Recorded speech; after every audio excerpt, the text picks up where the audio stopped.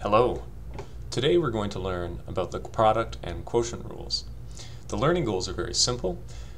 We just need to be able to apply the quotient and product rules to products of polynomials and rational functions. Let's begin. If I have a product of functions, f and g, and I take the derivative of that product, well, I can evaluate it quite simply. It's just the derivative of f times g plus the derivative of g times f. I could also write that in prime notation as f prime g plus g prime f, and a helpful mnemonic for remembering this is first prime second plus second prime first. Let's see this in action. Let's take this product here, x squared times x plus 1. This x squared acts like the f of x in our definition of the product rule, and this x plus 1 acts like our g of x. So I can apply the product rule. That's just x plus 1 times the derivative of x squared plus x squared times the derivative of x plus 1. Okay, well, these derivatives are quite easy to work out on their own. This is just 2x. This one here is just 1, derivative of x plus the derivative of 1. Okay, so that leaves me with x plus 1 times 2x plus x squared. Well, I can simplify this slightly. I just distribute this 2x inside of this x plus 1, and that gives me 2x squared plus 2x plus x squared. If I simplify this, I just get 3x squared plus 2x. Okay, that's not the only way we could solve this problem. In fact, maybe there's a simpler way. In this case, there is. If I first distribute this x squared into this bracket here, then what I'm left with is the derivative of x cubed plus x squared. Well, now I can use the linearity of the derivative that we learned in the last video and differentiate these individually. So the derivative of x cubed is just 3x squared, and the derivative of x squared is 2x. Now if you look, that's exactly what we had in our previous solution. It was just easier to arrive at. Okay, now let's learn about the quotient rule. If I take the derivative of a rational function, f of x, and divided by g of x, I can evaluate that using the quotient rule as follows. It's just g of x times the derivative of f of x minus f of x times the derivative of g of x all over g of x squared. Another way of phrasing that is f prime g minus g prime f all over g squared. Still another way, and the way that I still remember how to do it since grade 12 calculus, is I take the numerator prime times the denominator minus the denominator prime times the numerator all over the denominator squared. And someone I went to school with used to call it the Nadine rule, perhaps because this nd minus dn looks like the word Nadine. Okay, let's see it in action. Let's differentiate this quotient here.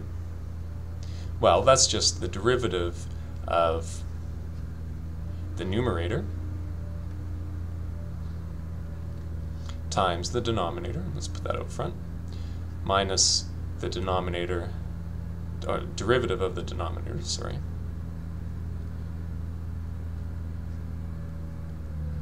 times the numerator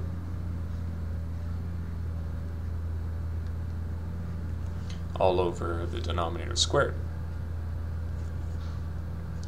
Now if I were to solve these, I would get x times 3x squared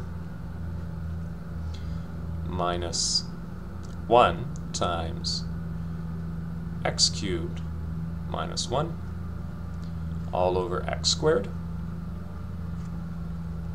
Okay, I can simplify that slightly. I get 3x cubed minus x cubed plus 1 all over x squared. which gives me 2x cubed plus 1 all over x squared. And I can simplify that a little further. I can arrive at 2 times x plus 1 over x squared. Okay, now like before, this is not the only way we could solve this. So here's another solution. I could write this as a product. First, like this, 1 over x times x cubed minus 1. And then I can use the product rule to differentiate this. Well, that's just the derivative of the first function, which I'll write as x minus 1, times the second, which is x cubed minus 1, plus the derivative of the second times the first. Again, I'll write as x minus 1. Now I can work this out. Here I get minus x to the negative 2 times x cubed minus 1. And here I have 3x squared times x to the minus 1. Now if I simplify this, I get minus x plus x to the minus 2.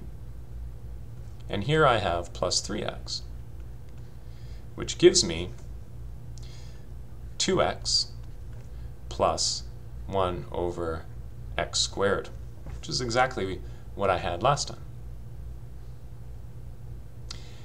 Here's one more solution. Perhaps I could simplify this first by doing a polynomial division and then apply the appropriate rules. So if I differentiate a simplified version of this, well, I can divide x into x cubed to give me x squared, and then divide x into 1, well, to give me 1 over x. Now I can use the linearity of the derivative, and that will give me 2x, and this is minus the derivative, let's not skip steps here, the derivative of x to the minus 1. Well, that's just minus 1 over x squared, which gives me 2x plus 1 over x squared. So the lesson here is that even though these are rules, these quotient and product rules, there are many different ways to find derivatives.